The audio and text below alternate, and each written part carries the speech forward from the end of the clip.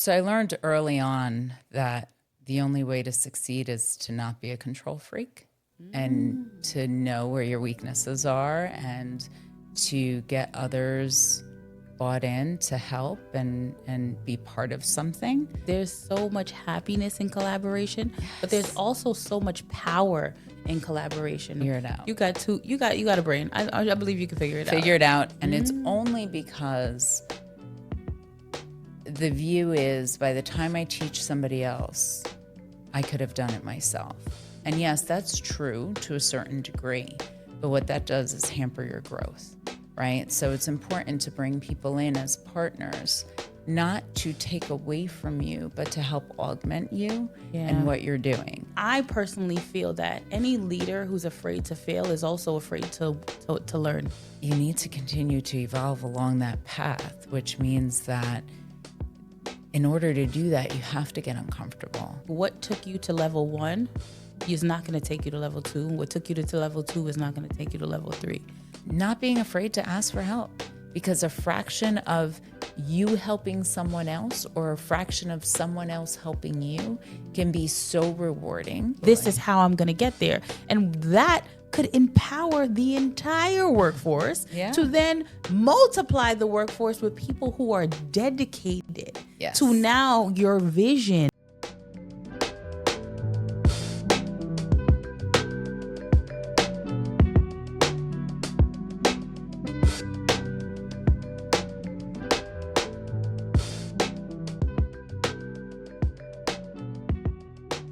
Welcome to this episode of How Do You Divine? And on this conversation, we are going to explore the word fraction with Daniella De Grandee.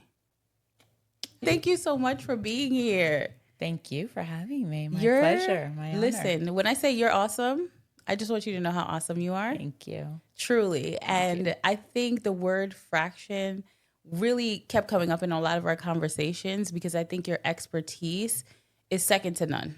Right. And I think your brain works very differently than many people. Yes, I've been told. I take it as a positive, but I've been told. It is. It's your superpower. It is your superpower. So I would love for you to tell the audience a little bit about who is Daniella. Tell us all things. Obviously, we're going to talk about your amazing tenure in corporate, but tell us who we are as outside of professional. So Daniella De Grandee, nice to meet you, everyone. I've had a very long history through corporate, first person in my family to essentially graduate high school, go to college, had to figure that all out. My parents were supportive, but with limitations and what they knew and, factory workers, hospital workers, just laborers, if you will.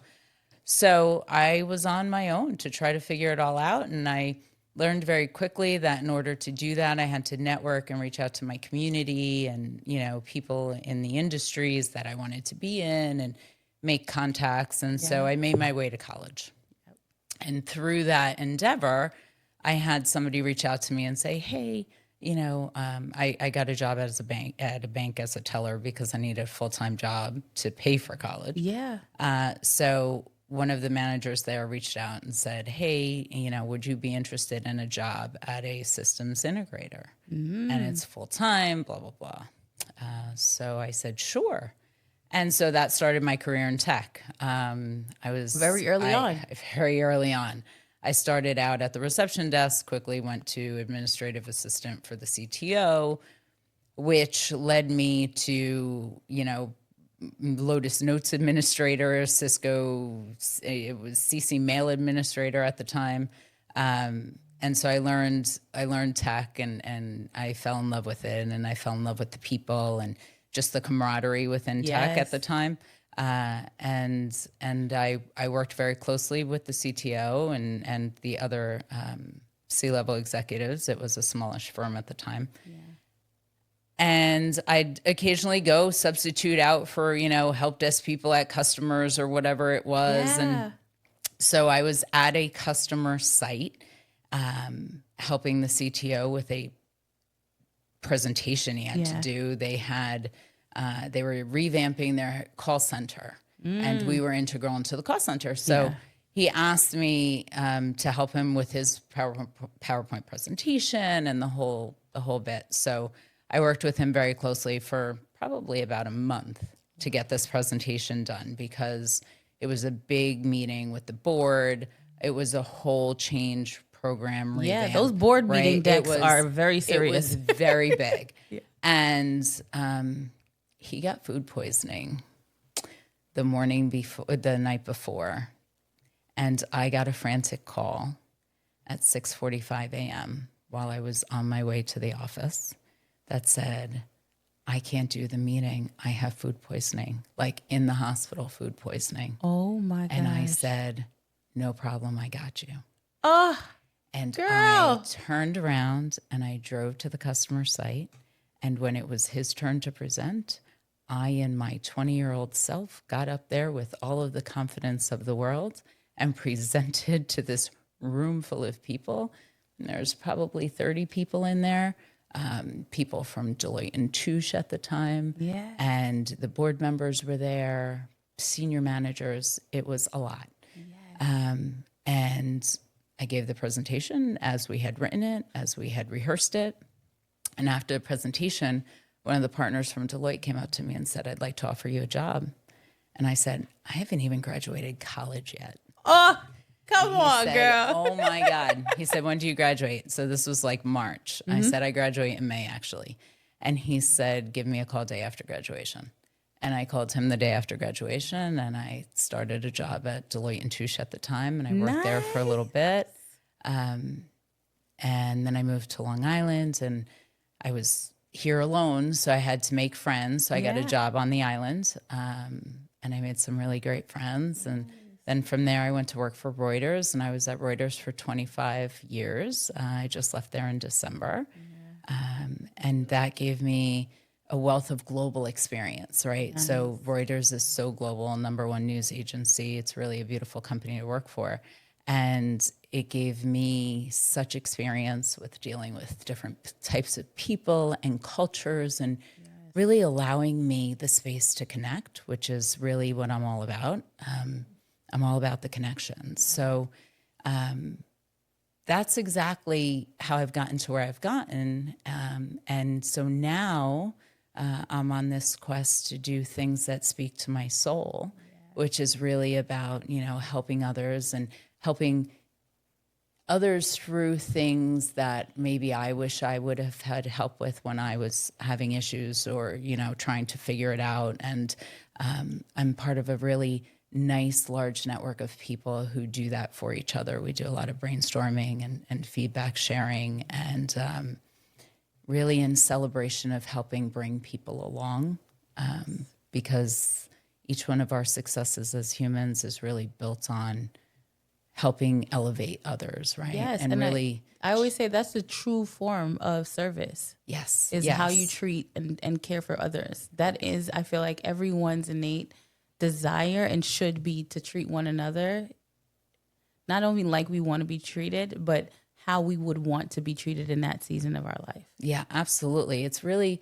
I'm working really hard to try to change the narrative and that feeling that's out there around, you got to step on everybody's head to get to the top kind of a thing, right? Which is absolutely bizarre in its function, right? Because if you actually do step on people's head and cut, you know what I mean? Yeah. Do shady deals. Yeah. I always say the same people you pass on your way up, guess what? Yeah. You're passing them on your way down as well. That's right. And it's a guaranteed descend.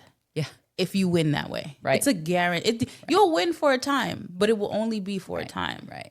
Yes. It will all catch up with you. And I've seen it. I've seen it happen time and time again. But, it's who I am as a human. I'm really all about helping people just be better and continue to grow and succeed in what they want to do. Those are the things that feed my soul and make me happy. And when I work for a business, I am all about helping that business succeed and grow and watching, all of their goals either get met or surpassed. Yeah. And helping them identify what those goals should be. Yeah, right. Absolutely. And I think that's like the starting point, right? But when I think of fractions, right, the portion of who we are, a fractional resource, right? I want to take you back a little bit. Like were you a fraction of, like you said, the first generation student going to college? How were you able to leave a fraction of you at home? And the fraction that showed up in the office every single day, that you work closely with the CTO, that you can deliver that kind of speech, right? So what elements of you, what fraction did you leave behind, and what fraction lived and breathed powerfully in those spaces? So I learned early on that the only way to succeed is to not be a control freak and to know where your weaknesses are and to get others bought in to help and be part of something. And that may be why I'm so passionate about this space. Yeah. If you think about it, in every part of your life, whether it be at home, with the kids, with work, there's always a need for extra help. Yes. And not trying to conquer the world and do it all yourself. Not saying that you can't, but you can do so much more if you bring in somebody that you trust and you open yourself up a little bit. Yes. You may learn new things. You will build a network of people where you're very collaborative. Yes. And then together jointly, right? I mean, I just talked about this. There's so much happiness in collaboration, but there's also so much power in collaboration, right? Like, and how did you learn that level of collaboration? Like you said, your parents were labor workers. They did their very, very best.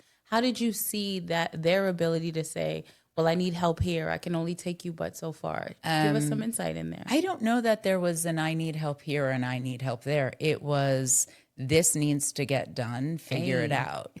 Amen. Figure it out. Oh my gosh, my daughter jokes that I love that saying, to figure it out, because I genuinely tell her all the time, Figure it out. You got a brain. I believe you can figure it out. Figure it out. And I ask a lot of questions, and I've always asked a lot of questions just because I'm such a curious mind.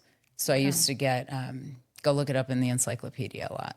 Oh, So I spent a lot of time in the library.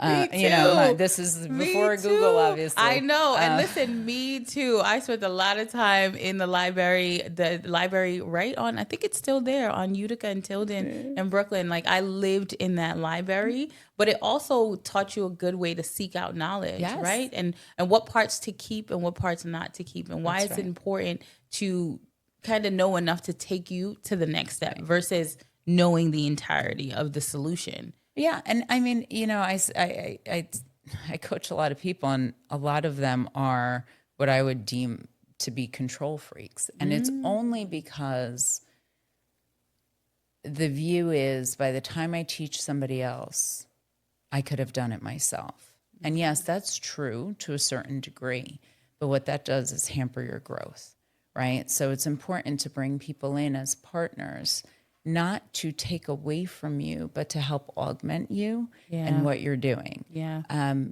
Whether you're a working mom and you have a person that comes and cleans your house, or a cleaning crew, or you drop your laundry off at the laundromat and have a laundry service, or you're going to the dry cleaner because you're not or you're ironing a founder everything. and you needed a fractional CMO or CM. Exactly. Everyone needs What is someone who is an expert to help them bring that in. And I think you hit it right on the head that a lot of people are control freaks, right? And I see that deep level of control as a fracture in their own trust. Yes.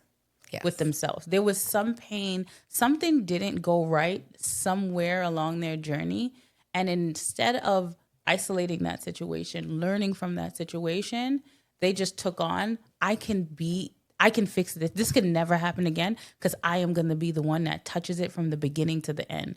But I always think that the big disconnect with control freaks is you need to own all of it. Oh, absolutely. You know what I mean? You own all of it. That means you own the weight, you own the wins, and you own the losses. Right.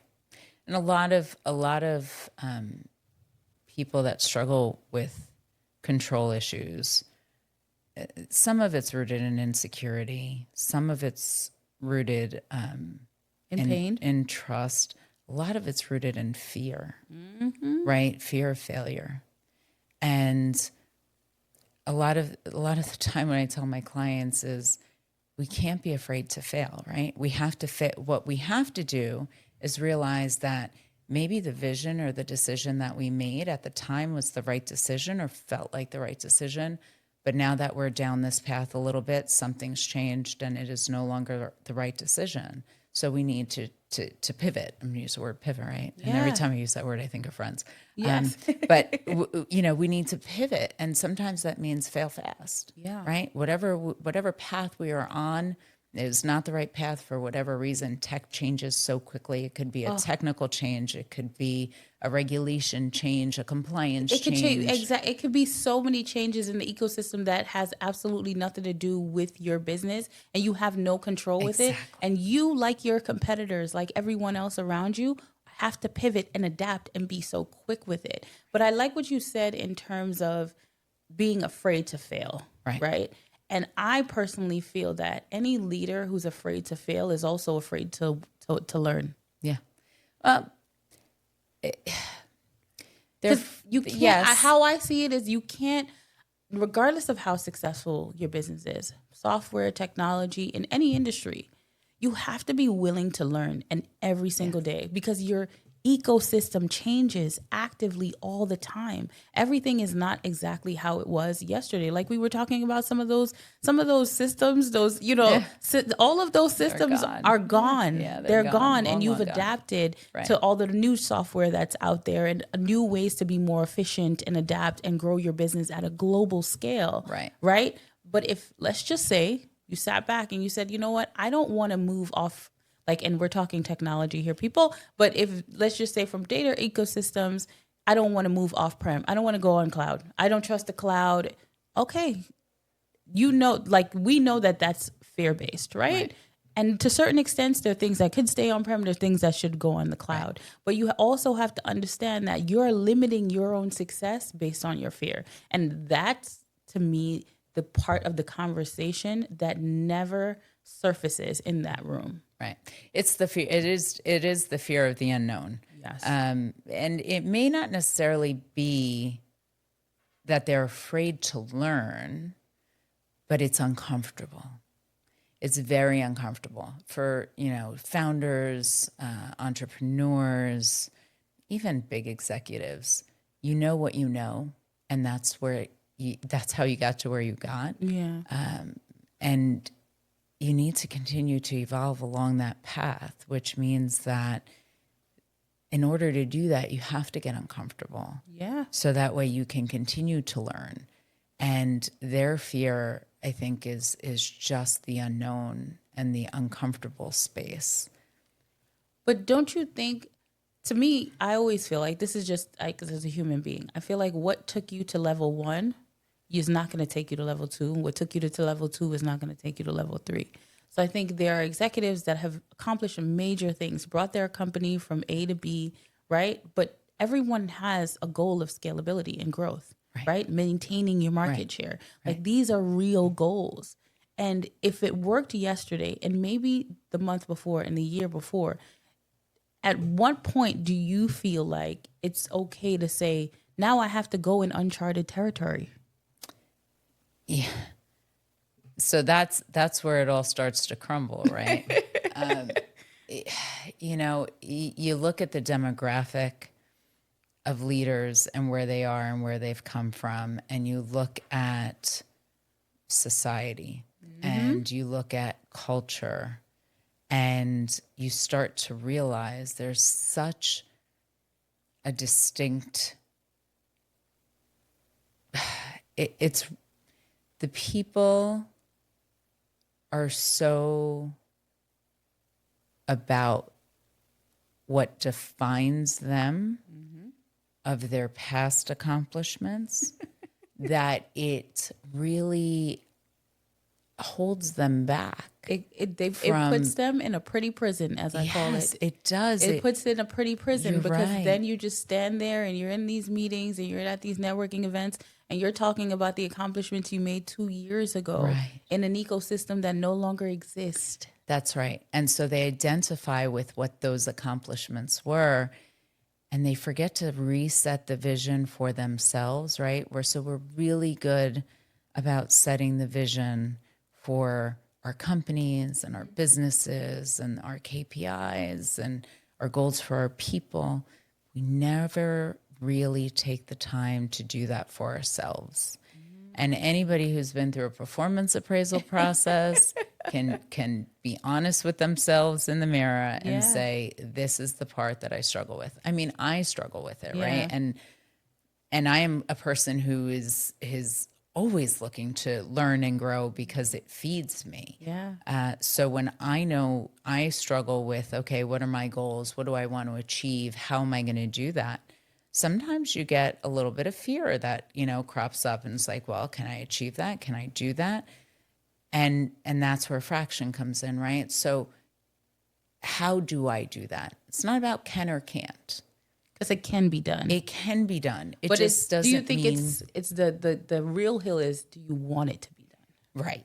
That's the hill. And if you want it to be done, how do you get it done, right? Then going back to my parents of go figure it out. Yeah.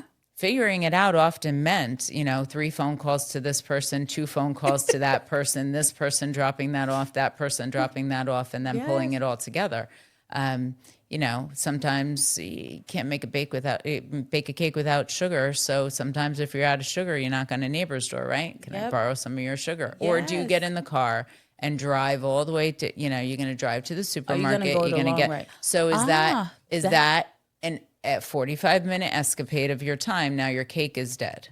You actually just hit a really good nerve, because do you think it's the fear of the amount of effort to pursue a solution? Sometimes it's the fear of rejection. So if I go over and I knock on my neighbor's door and they say no, or is it sometimes it's the fear of, okay, my neighbor will lend me sugar, but then I have to pay them back. Then I owe them one.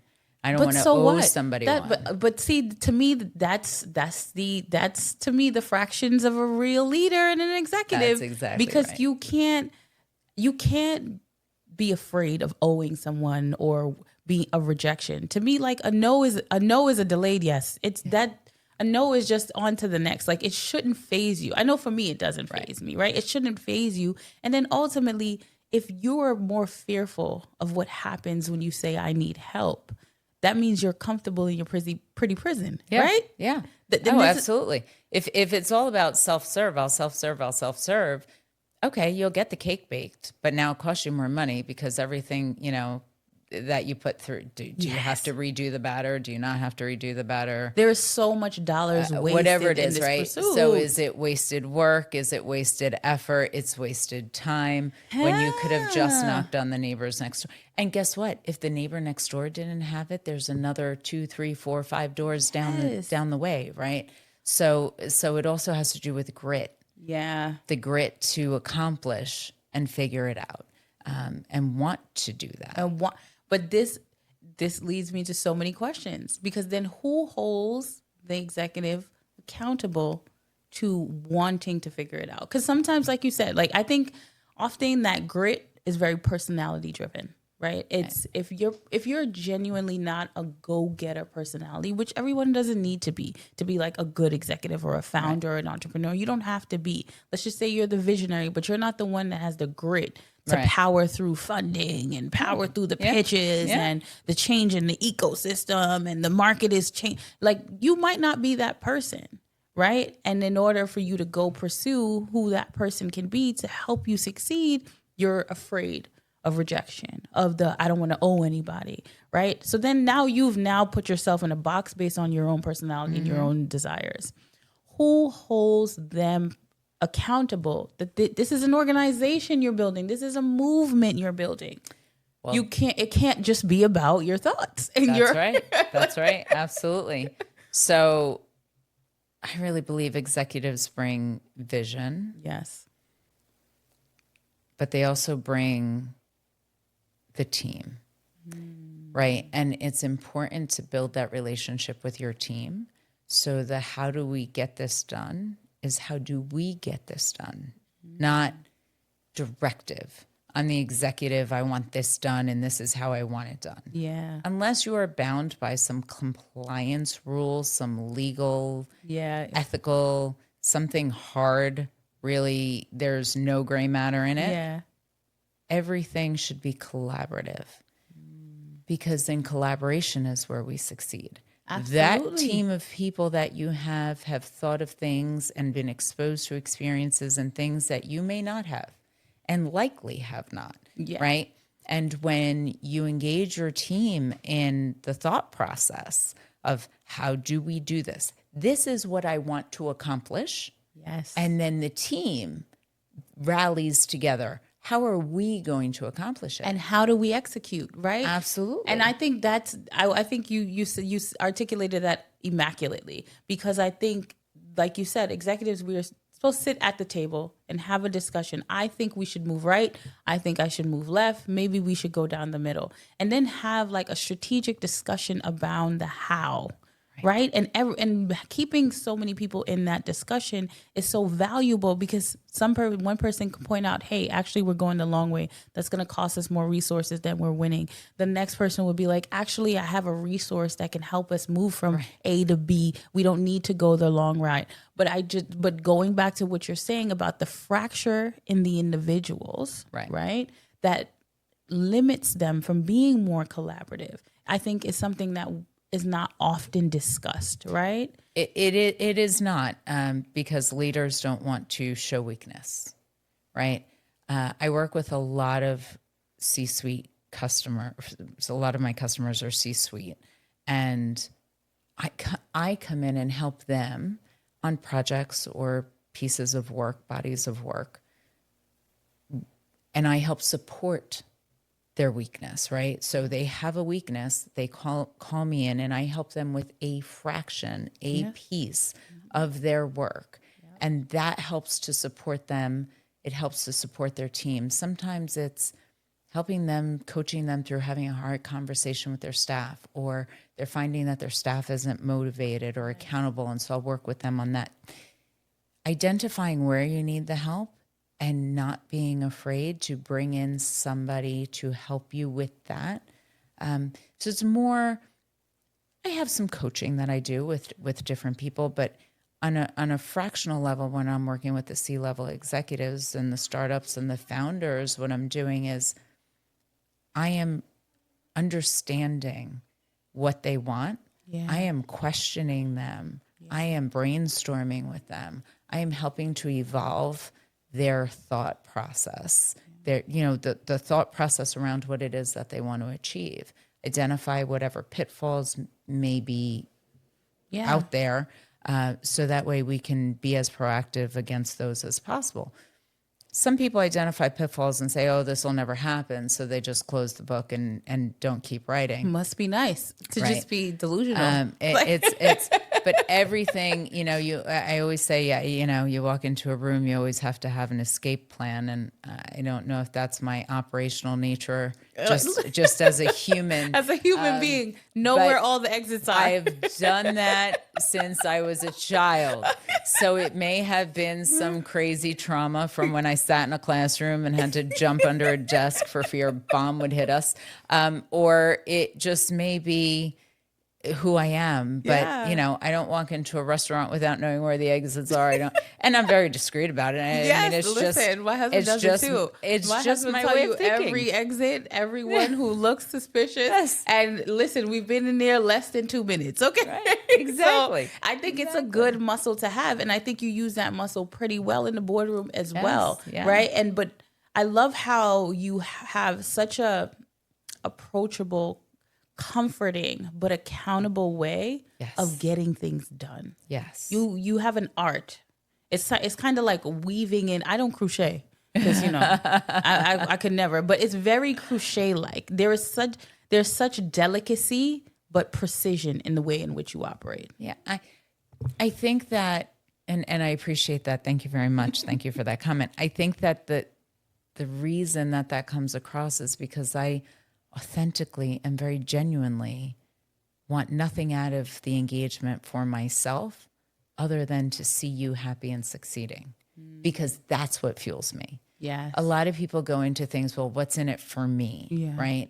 From a tangible perspective, yes, they're jobs and we make money and we get paid, all of that stuff.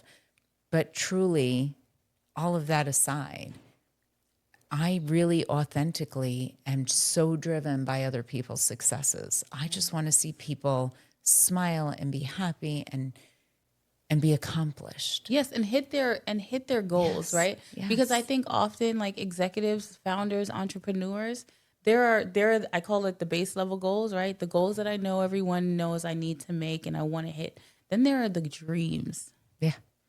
that you whisper to yourself in your Yeah. The head, and unicorns. yes, the things that you're just like, oh, only God knows, right? Only God knows that Yeah. magical thing. But the way in which you operate with some of your clients, I think is majestic in that way because you remove the complexity of their goals. Absolutely. So anybody that's worked with me will tell you that I start every conversation with, let's build your unicorn. Tell me Yes. what your unicorn is. Yes. I need to know what you're thinking. If you can have the most magical system, if you can have the most magical tool, if you could have the most magical numbers, Yeah. what are they? And then back into that. How do we get there? And having that, and the unicorn may change over time. It may be spotted now and maybe striped later. But it really, you have to have a vision and a goal. But you also have to have the ability to be comfortable with that vision and goal, adjusting as necessary. And adjusting based on your ecosystem. I keep using the word ecosystem because I think every industry has changed, right? It's like in my mind, it's like the sun. It is slowly moving. Some of them are moving faster than others, but each and every industry from tech to marketing to finance to all of the everything is changing. And it's not, I think before, long gone are the days when it moved to like the sun, right? More slowly and no one felt it. I think now the trajectory is a little bit more swift. Right. Like everyone's getting whiplash every now and then. I mean, look at AI, right? We're all nervous about AI. So yesterday I was having a conversation with my children around the table, and my son is a freshman and he wants to be a psychiatrist. And my daughter's going to be a freshman in high school next year, and my other son is a current freshman. So the four of us are sitting around the table, and we're having conversations about what do we want to be when we grow up? Where do we want to go? And I've shifted the narrative, right? And to teenagers that I coach and I talk to, I've shifted the narrative from what do you want to be when you grow up to what do you want your lifestyle to look like? And then what are you passionate about? Because that's how you back into that, right? The world is changing. You can't say today, right? So I said last night at the table, I don't know, maybe one of you should be a mortician because I don't know, is AI? And my son and my daughter said, AI is going to take over that too. And I said, how? And they very quickly laid out robots. Robots can prep a body. Robots can do analysis. Robots can do, so you're going to, and I said, okay, so what happens when the bot goes sideways? Power blip, I don't know. And my son said, well, there'll be a clause in the contract. Not the clause.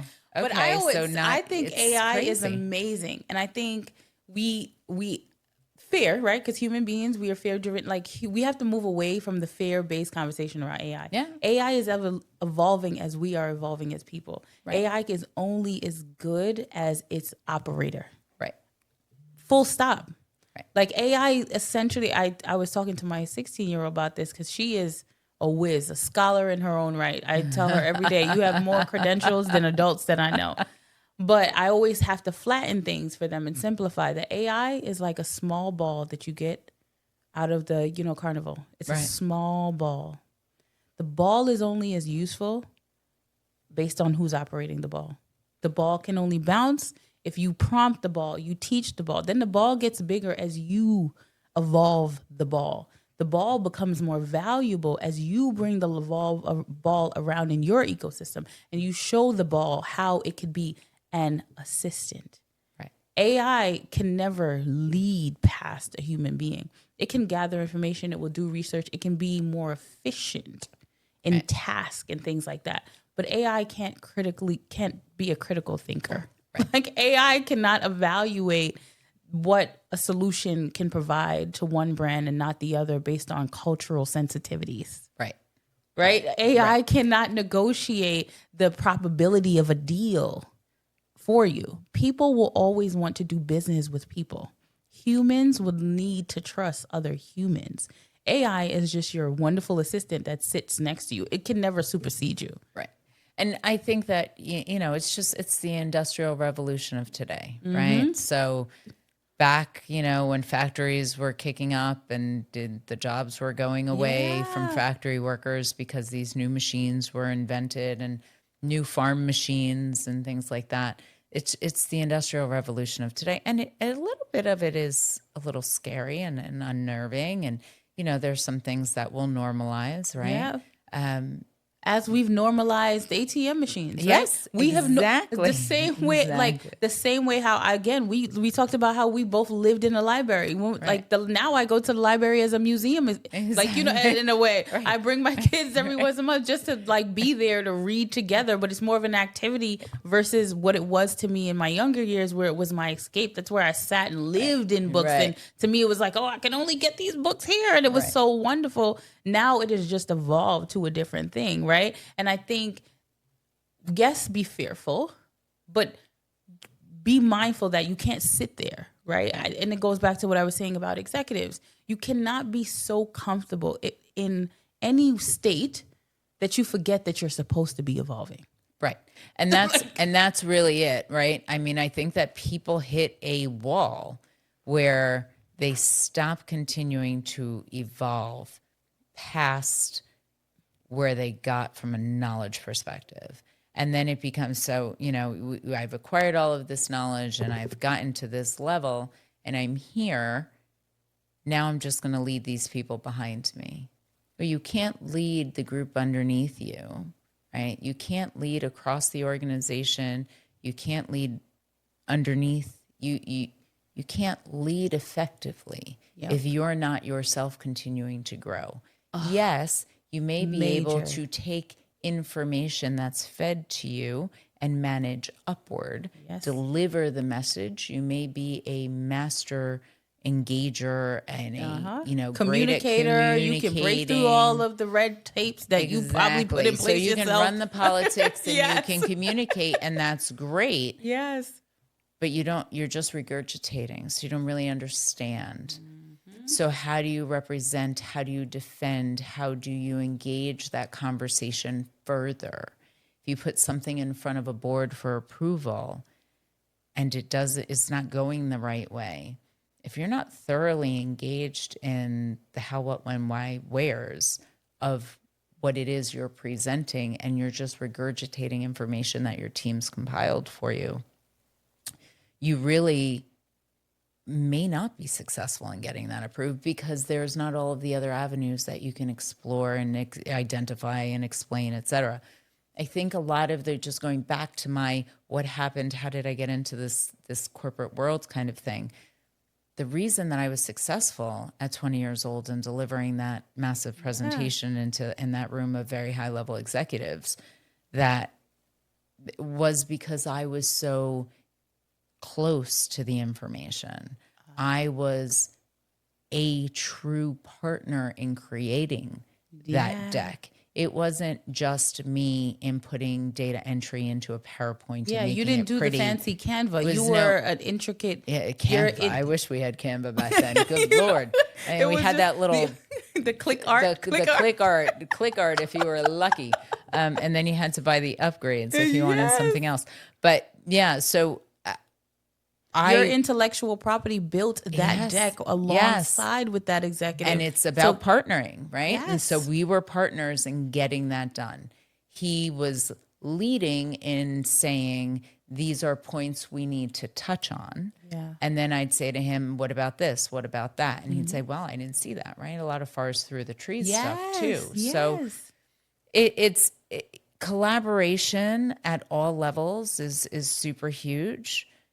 Just back to your word fraction. Yeah. Not being afraid to ask for help, because a fraction of you helping someone else or a fraction of someone else helping you can be so rewarding. Yeah.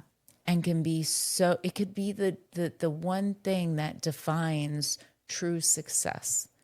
That ability to give and receive Yes. of assistance where needed Yes. to help better or deliver on something, right? And fulfill.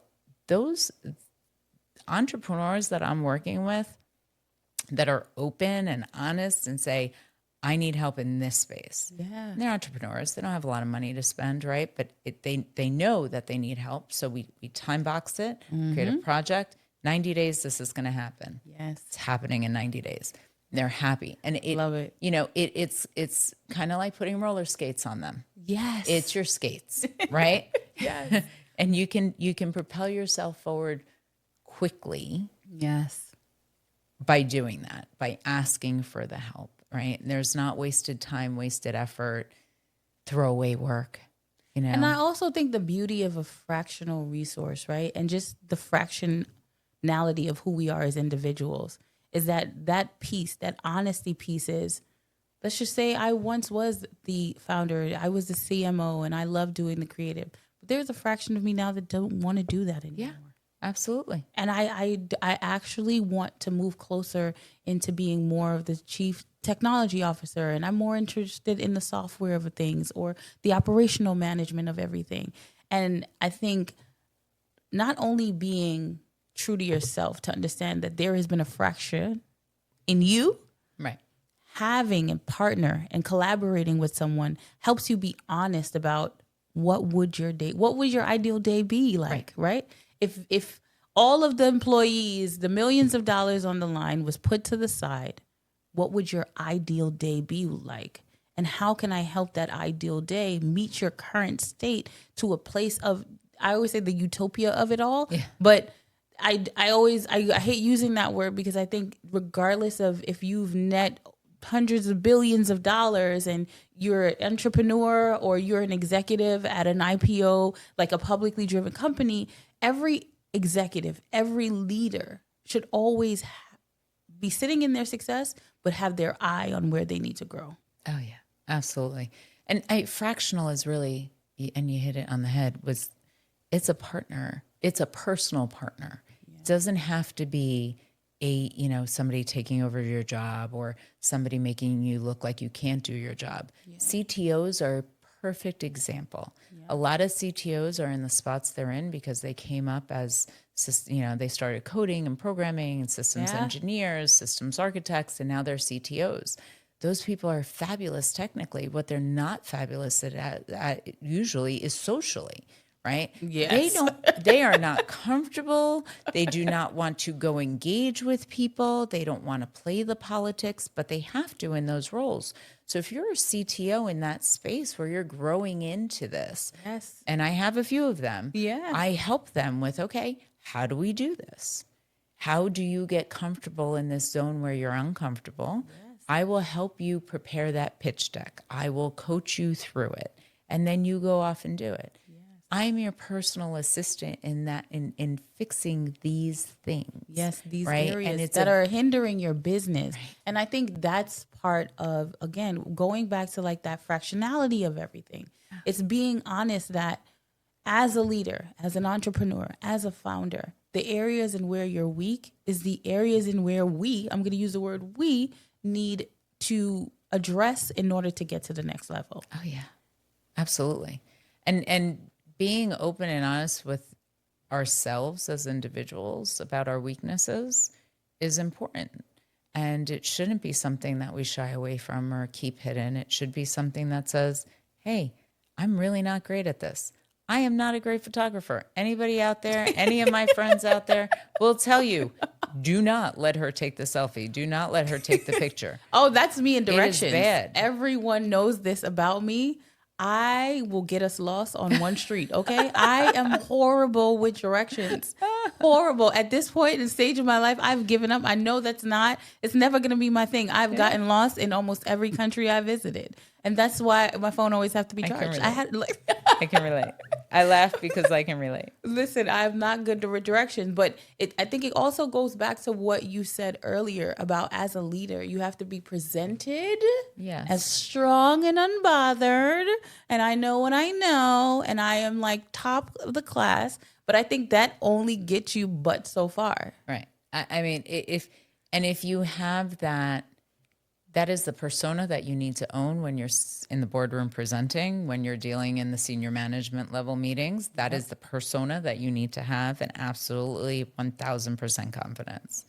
When you're dealing with your team on the day to day, when you're dealing with customers and vendors and just people, you don't want to see that. Yeah. They don't want to see that because they themselves know that they're not perfect. And so when you engage with people that feel like they need to know everything about everything, and they're not honest and vulnerable and about what it is that they don't know, or they don't bring their team in. Yep. Right. I like to call myself a servant leader. I'm a realist leader. I meet everybody where they're at. And I coach them from where they're at, everyone on the team. And I'm here to support your successes, right? Your successes make my successes. Yeah. And in order to do that, I have to be very open and honest about what I'm good at, what I'm not good at.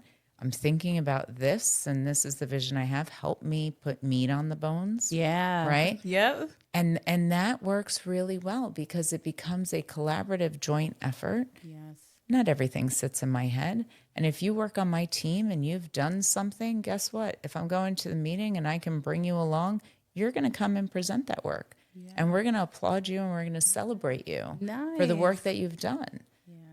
Because you're the expert in that little fraction of the pie. Yeah, but right? And I think you said it perfectly, and also helping them understand that, like you said, when you're in that boardroom, you need to be confident. You need to present yourself, right? And I always say there's this thin line between delusion and reality. Yeah. You know what I mean? Like there's Always. there's a thin line, because I also feel like it's that honesty piece of it, right? That yes, I'm doing great. My company is doing great, or I'm still building, right? We have our audience goes across the gambit. And who are you having, who is holding you accountable? Right.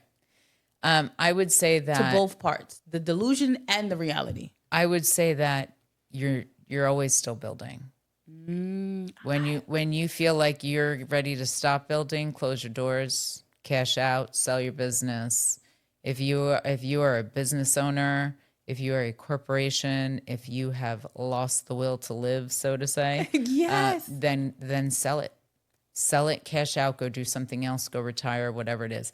You need to be continuing to grow for yourself, for your team, for your business. That is a bomb drop. I just want you to know, it just ruptured in here. Yeah, you have to. If you stop swimming, like Dory and Nemo. Right? Let's keep swimming. Just keep swimming. If you stop swimming, you're done. You're done. So pass the baton, right? And I would say that to leaders. Yes. If you're in roles where you've stopped caring or stopped pushing or stopped challenging, ask the questions. Challenge directives, because directives come from other people. They're just people. They may not have the full picture. Mm-hmm.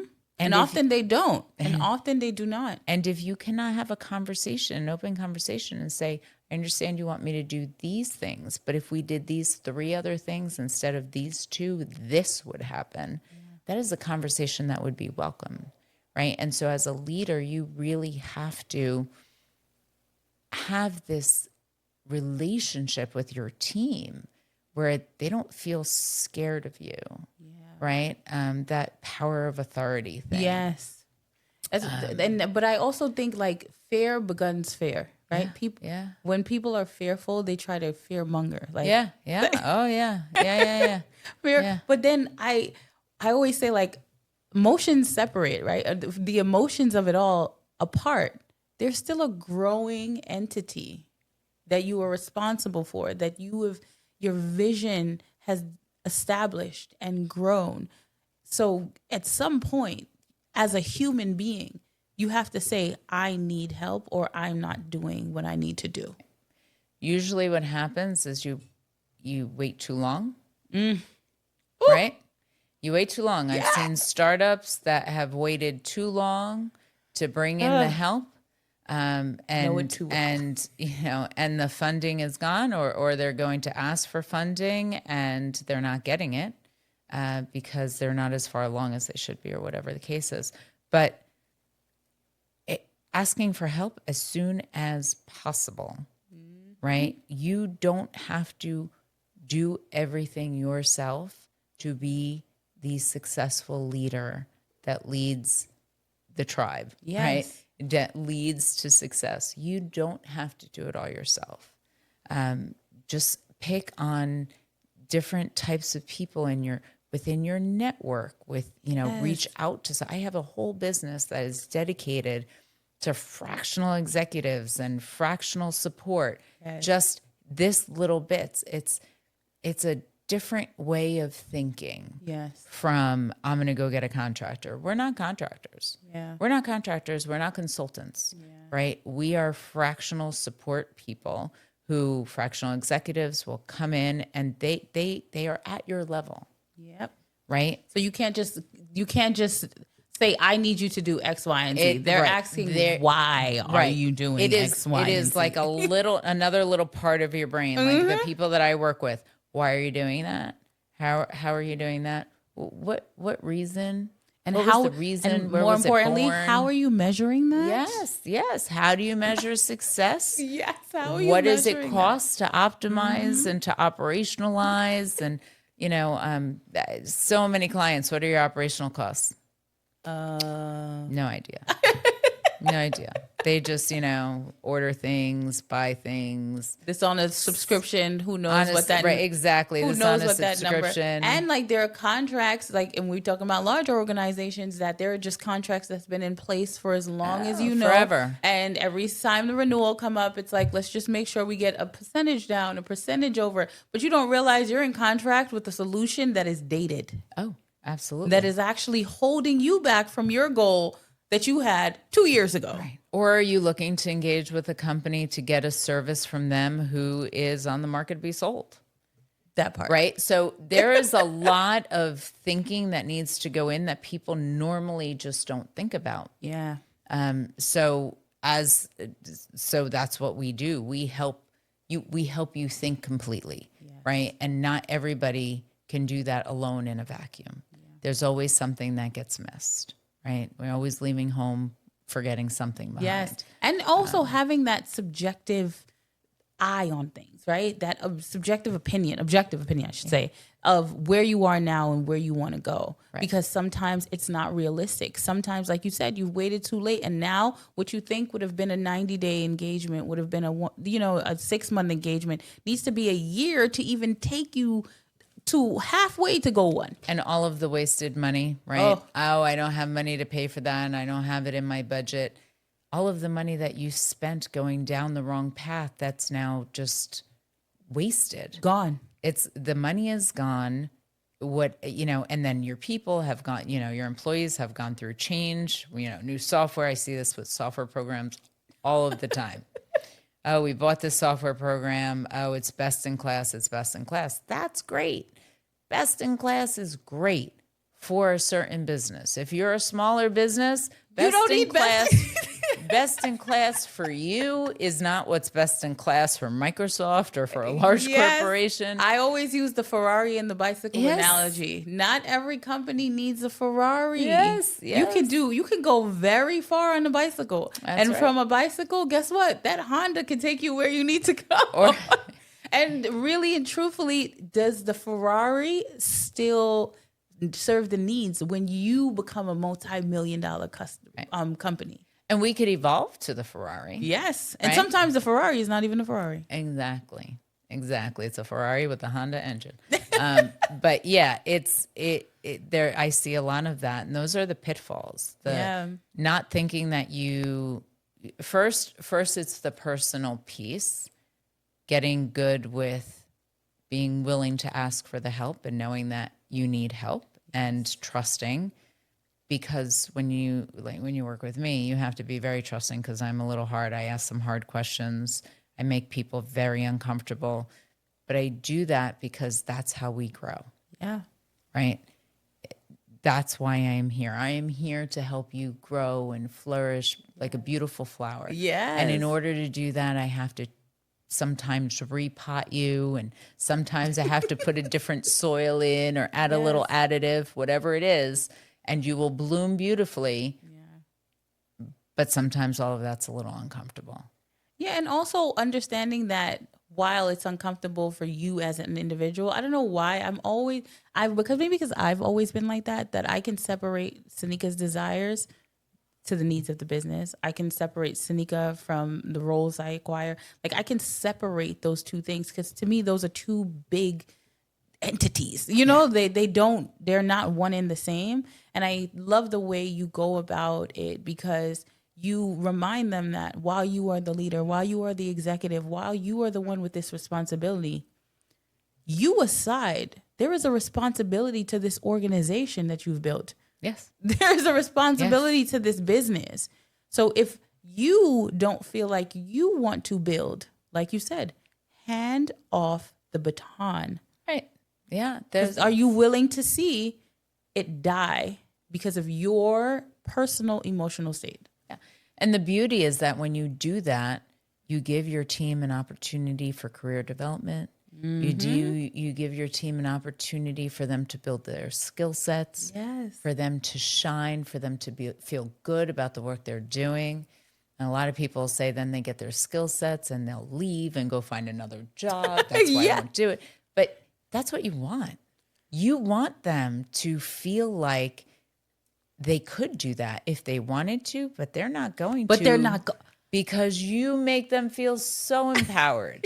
But that's to me the personality part of it, right? Yes. Because if you're more fear driven, of course you're not going to give personal development. You're not going to give people opportunities to grow because you're afraid. Oh my God, you're going to take my spot? Are you coming for my spot? Is that my spot you're coming for? And then you're going to leave my company. And then if you leave my company, it's just like you're now as a leader, you've spiraled in the individual and forgot the needs of the business because the total opposite could happen.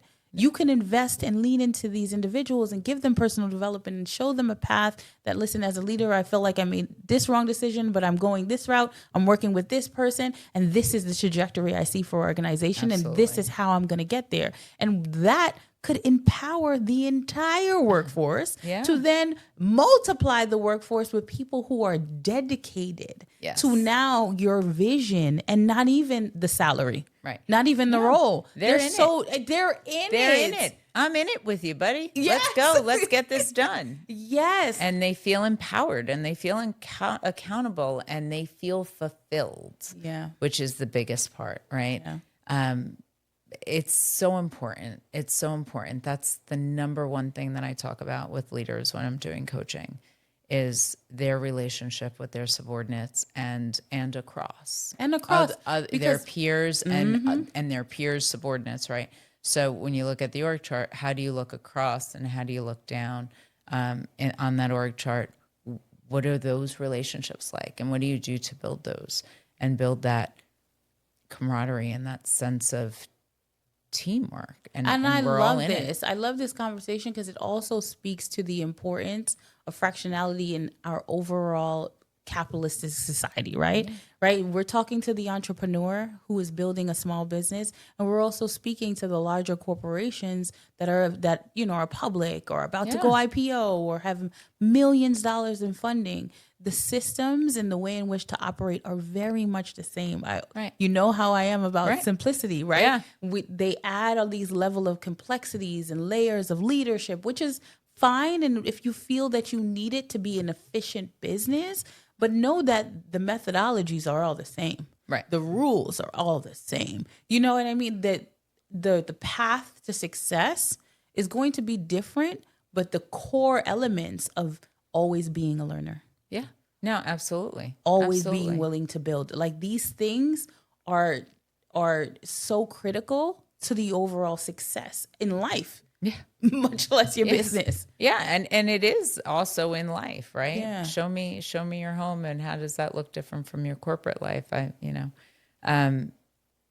yeah, it is all of those things. And talking to, hedge funds and how do they fund, and, wanting the adult in the room, right? So we Yes. do a little bit of that too, right? Where a hedge fund says, I'm going to fund startup XYZ, or I'm going to invest here.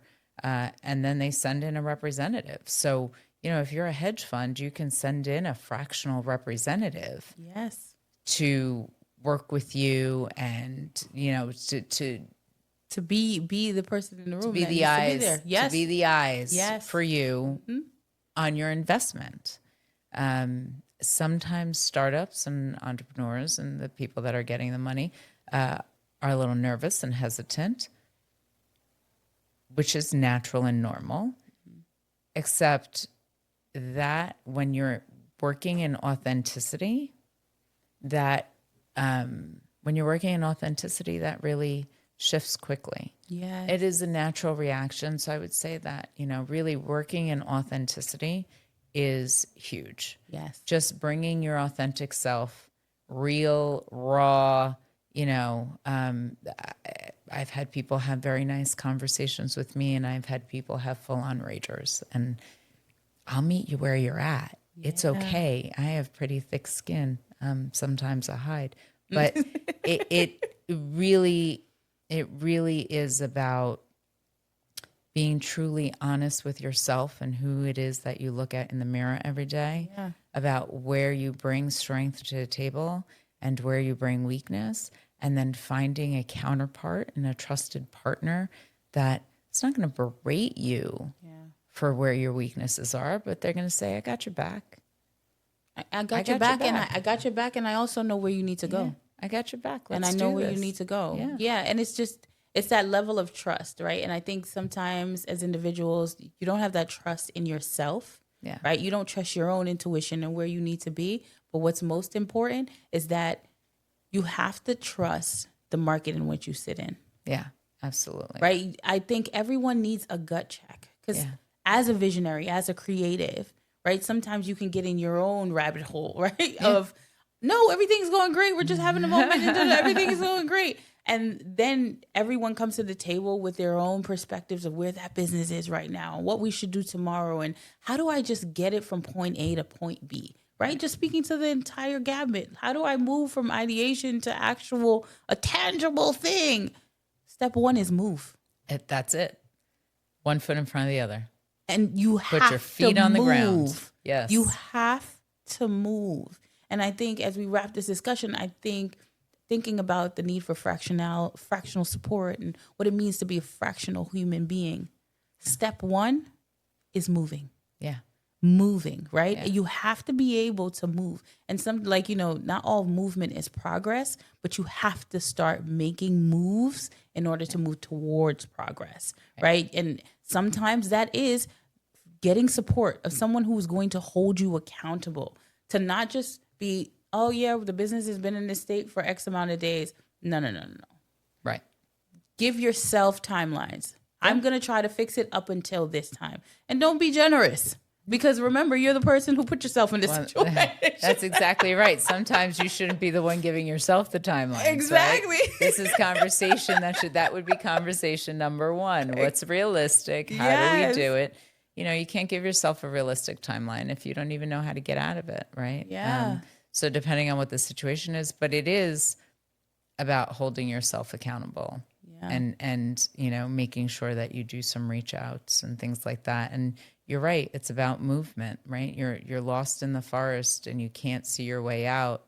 You can see right in front of you, right? So just take each step where you can see that there is land to step on, and keep moving until you find your way out, or your way to safety. You'll find your way somewhere. Yes. But if you stay in one place and just, run really fast in that one place, you're not going to move forward. So it is about moving forward and trusting the process and building relationships and showing up very authentically. Yes. Not being afraid to ask for help, not feeling like it is a bad look. Yeah.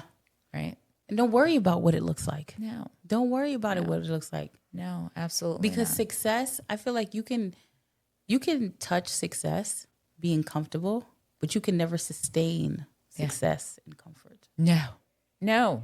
No, the most successful people will tell you stories about how uncomfortable they were, how many times they've been bankrupt, how many wrong moves they made. So that, but right? I think it's important to like articulate that, right? So people hear it and you know that if success in whatever way they define it can be touched in their comfort, Right. no, it will never be sustained there. Right. There's no shame in asking for help. Yeah. There's no shame in asking for help. I Yeah. can't say that enough, whether it be mental help, work help, home help. There is no shame in saying, hey, friend, I could use a hand, or I have this dilemma. Can I just bounce a few ideas off of you? Yeah. There's no shame in that. And I think that we put a lot of shame into, into ourselves, and the most confident people, it's fantastic to have confidence and it's a skill. But really what we want is to be comfortable with not having shame and asking for help where we need it and whatever it is. And getting out there, right? Yeah. Get out there, have the conversations, enter the space, get in the rooms, be in the conferences, and really find other experts in the space. Whatever you think you may need, get the same way we would look for a restaurant. Get online, start looking, and get in the room. Get in the room and have the conversation. Absolutely. Thank you so much for this amazing discussion. Thank you. Seriously, I love how we have literally touched the entire corporate gambit. We talked about entrepreneurship from ideation to getting it to the market to publicly shared companies. And I love this discussion because it just shows that through all iterations of organizations, you need to be an authentic human being. In order for you to sit at an executive C-suite of a multi-billion-dollar company, and for you to even create your own entity, you have to know who you are and be willing to say, there's parts of it that need some assistance. Absolutely. Where is the fractional expertise in the room? You know what I mean? Absolutely. So thank you so much for joining us on this episode. Thank you. Thank you for having me. Thank you. And this is How Do You Divine Fraction?